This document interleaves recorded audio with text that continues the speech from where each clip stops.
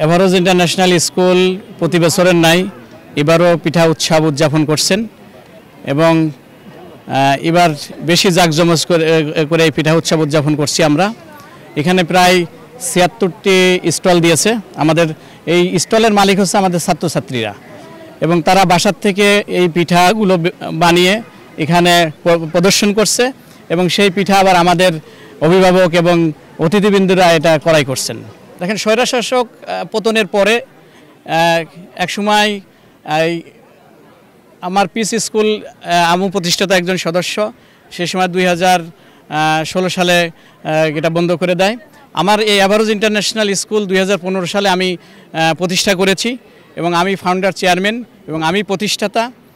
এবং এই স্বৈরশাসক এই স্কুলের উপর অনেক অত্যাচার করেছে, অনেক ধরনের বিধি নিষেধাজ্ঞা দিয়েছিল। সেটা মোকাবেলা করেই এটা যেহেতু আল্লাহর প্রতিষ্ঠান, সেই হিসেবে প্রতিষ্ঠানটা ইনশাল্লাহ এতদূর আসছে।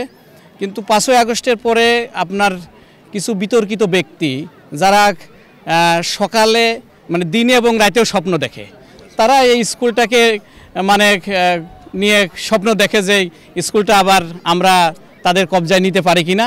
এ সমস্ত বিতর্কিত ব্যক্তিদেরকে আমরা মোকাবেলা করার জন্য আমরা প্রস্তুত। যেহেতু এটা একটা বাংলাদেশের বড় একটা গণমাধ্যমে এটা প্রিন্ট মিডিয়া এটা প্রকাশিত হয়েছে, এটা আমাদের নজরে এসেছে এবং আমাদের অভিভাবক এই শিক্ষা প্রতিষ্ঠানের অভিভাবক হচ্ছে ঢাকা শিক্ষা বোর্ড।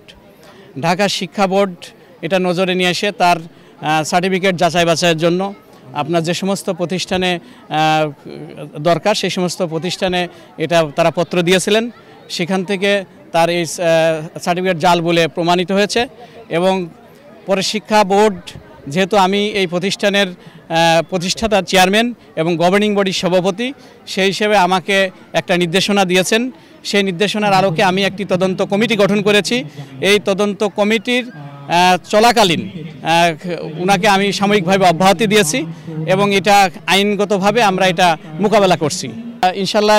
যেহেতু এই প্রতিষ্ঠানের ফাউন্ডার এবং প্রতিষ্ঠাতা চেয়ারম্যান আমি, এই প্রতিষ্ঠান এভারেজ ইন্টারন্যাশনাল স্কুলকে রক্ষা করার জন্য এবং যা যা করানোর জন্য আমার শেষ রক্তবিন্দু দিয়ে আমি এই প্রতিষ্ঠানটাকে আপনার উন্নতের চিরশিখরে নিয়ে যেতে চাই ইনশাল্লাহ। এবং বাংলাদেশের আমরা যে এখন প্রিন্সিপাল নিয়োগ দেওয়ার জন্য আমরা চেষ্টা চালিয়ে যাচ্ছি, এটা আমাদের যারা এই এভারেজ ইন্টারন্যাশনালের অভিভাবক যারা আছেন তাদেরকে আমি করজোর অনুরোধ করব, আপনারা একটু ধৈর্য ধরেন। এই প্রতিষ্ঠান সংস্কার করার জন্য যা যা করণীয় আমরা এই প্রতিষ্ঠানের সাথে আমরা সবই করব ইনশাল্লাহ।